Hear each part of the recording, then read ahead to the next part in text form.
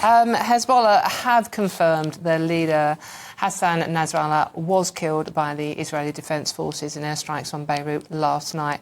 Israel launched targeted attacks on the Lebanese capital throughout yesterday, killing 6 and wounding 91. This is a major provocation to Hezbollah's backers, Iran, as Israel continues to mobilise soldiers ahead of a potential ground invasion. Is this the start of all-out war in the Middle East? So that's a question we're asking. So let's get the expert analysis of Tobias Ellwood, former chairman of the Defence Select Committee. Tobias, thank you very much for joining us this afternoon. Pretty horrible news for everybody to wake up to on a Saturday. It's scary, at the very least. What do you make of what's happened today? Yes, this is a very dangerous moment indeed. We are on the brink of war in the Middle East. I listened very carefully to the US Secretary of State's response, Antony Blinken's commentary to Israel bombing Beirut and southern Lebanon, which has taken out the Hezbollah leader. He rightly questions Prime Minister Netanyahu's strategy on where this current utility of military might takes this conflict in the Middle East. He said the question is not, does Israel have the right to defend itself from terrorism and hostile attacks from abroad? Of course it does. The question is whether this is the best way to achieve that objective. And Netanyahu said at the United Nations, I think you're showing here pictures of him now, we are winning. I posed this question, what are you winning? Has the threat disappeared? No. Indeed, what does victory look like? What are you actually fighting for? Where does this go? Hezbollah is a militia within a state. It won't announce unconditional surrender in that normal sense of the word. Tens of thousands of extremists have signed up to fight, knowing that they may have to martyr themselves as part of that cause.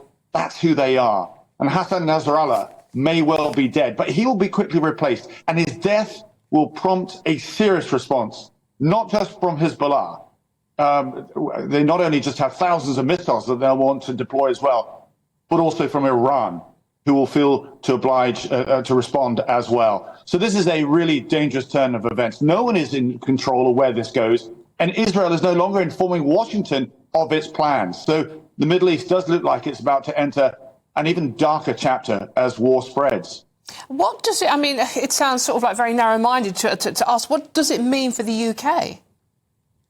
Oh, huge consequences. Not just because we have our own economic interest there. There are Britons, expats that live across the Middle East. That's why the Prime Minister has said, if you're living in Lebanon now, there's up to 10,000 people there, based there, get out now. But if Iran, as I suggest, gets involved as well, Iran controls the Straits of Hormuz. A third of the world's oil comes out of that strait. Now, that will have a knock-on impact on global economy, including here in Britain as well. But then, of course, where does it spread from there? Because if Iran's involved, guess what sits behind Iran is Russia. And then, of course, Russia's got its own interests in what's going on in Ukraine. So all these points are testing the West's ability to put fires out across the world. It isn't just the Middle East that is giving concern in capitals, cities across the West, but it's also all these activities that are taking place, testing our ability to put fires out. Tobias, do you think we really seriously could be on the brink of a major world war with this? The short answer to that is yes, but it needs to be caveated. We're already in a Cold War, but not like the last. We're heading towards a world at war. So not a world war, but a series of wars around the world involving proxy influences. But much of that fighting actually taking place in the grey zone. We had a cyber attack that took out a number of train stations the other day, the information packages, cyber attacks on our NHSs. We've had the Russians take out assassinations on Britain's land. There are activities taking place in below the threshold of full-scale war. Ask anybody, yourselves, do we feel safer? Will we feel safer in 5 years' time compared with today? Most people would say, no, we're not. So what do we do to prepare for that? Our resilience, our readiness needs to be improved. We need to be investing far more in defense, but we're not even talking about raising that to 2.5% GDP. Those discussions aren't even happening here. So in a sense, we're in denial about where our world is going. Tobias, you preempted what I was going to ask you next. I mean, we haven't heard from the Prime Minister or indeed the Foreign Secretary today about the developments overnight. How confident are you that Labour will be, or the new government will be able to handle this crisis going forward?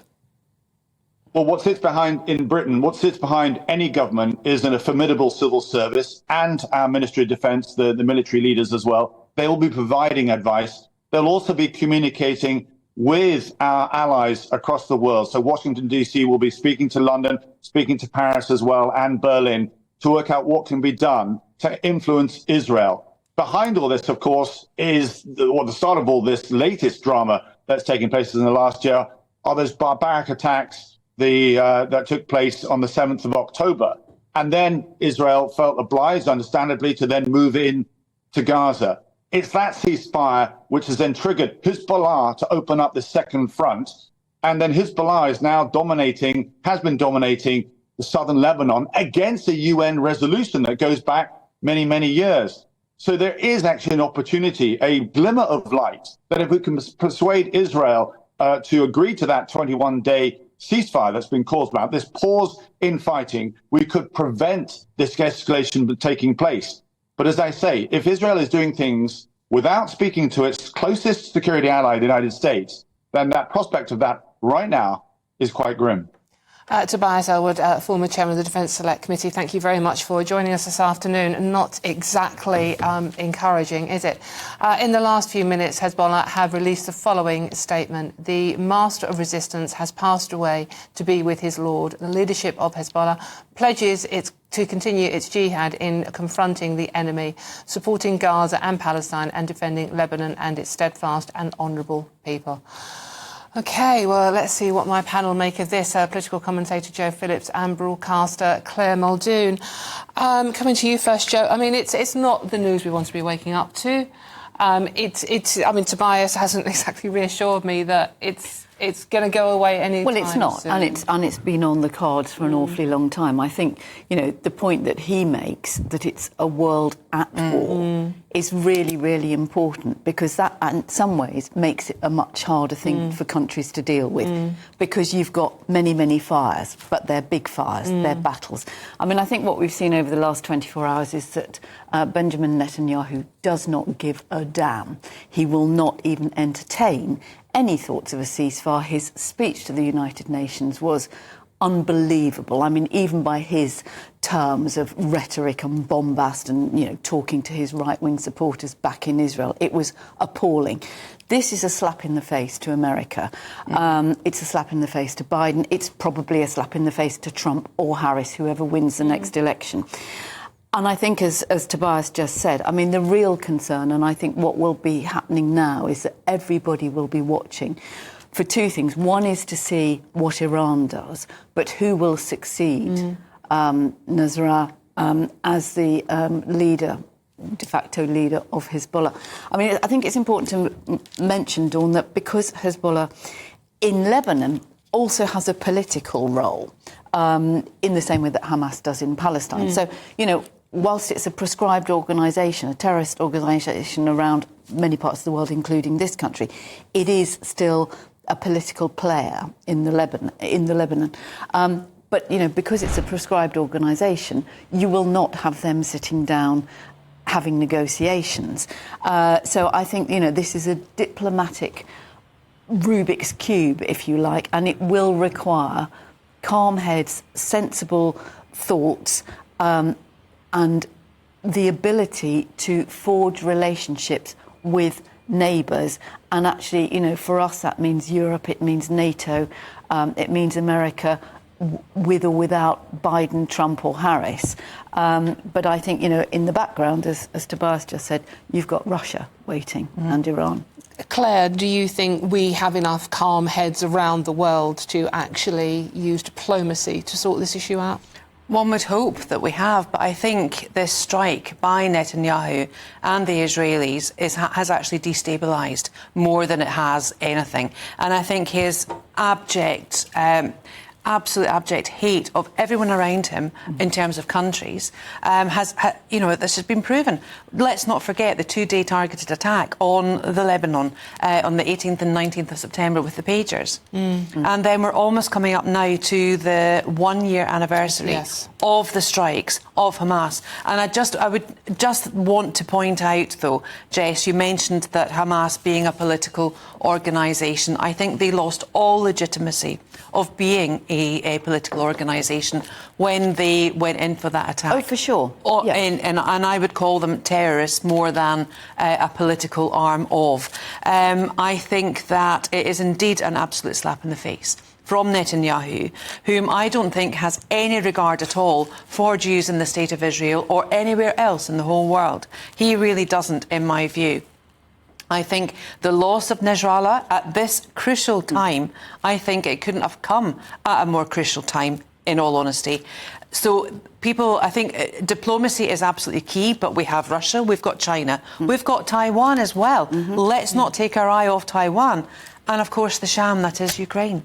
Yeah. What on earth is going on? It's horrible. Tobias didn't sound that confident that he had faith in David Lammy and Keir Starmer to perform on the world stage.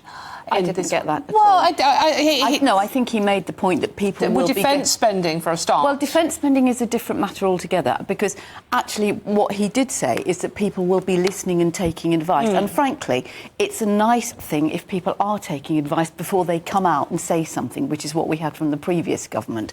If we'd still got that lot in, we'd have had Liz Truss in a tank driving through southern Lebanon, probably. Right. So actually, calm heads and sensible, getting advice from people who know far more than the Prime Minister and the new Foreign Secretary, I think is valid.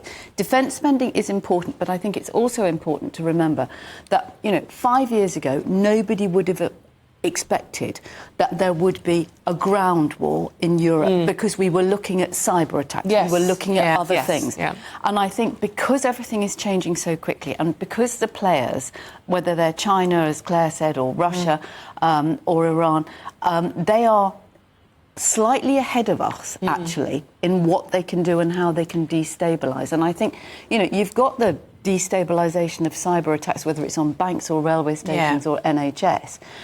That means you take your eyes off the ball. And as Claire rightly says, we're talking about this now, so we're not looking at Ukraine.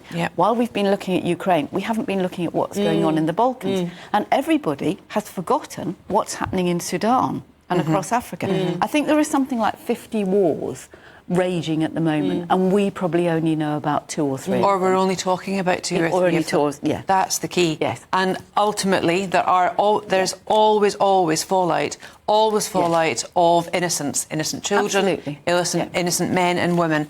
And to think we should have evolved as a world through to diplomacy and articulation, and yet we quite clearly haven't. Well, unfortunately, when you get people like Netanyahu and people from, other countries and other organisations, it becomes a contest that is usually carried out in gentlemen's lavatories. And we are all reaping the benefits or the disbenefits of just that back behaviour. To defence spending, it was something that was never actually mentioned or mooted during the general election hustings until, I think, about 1 week or 2 weeks towards the end of it, and indeed the general election itself in July. And you think, well, why not? I mean, we really should have increased our GDP, but it was always domestic. We always spoke about it domestically, our defence. And I would question whether or not we have a robust civil service when working with foreign allies, foreign countries, and indeed our defence.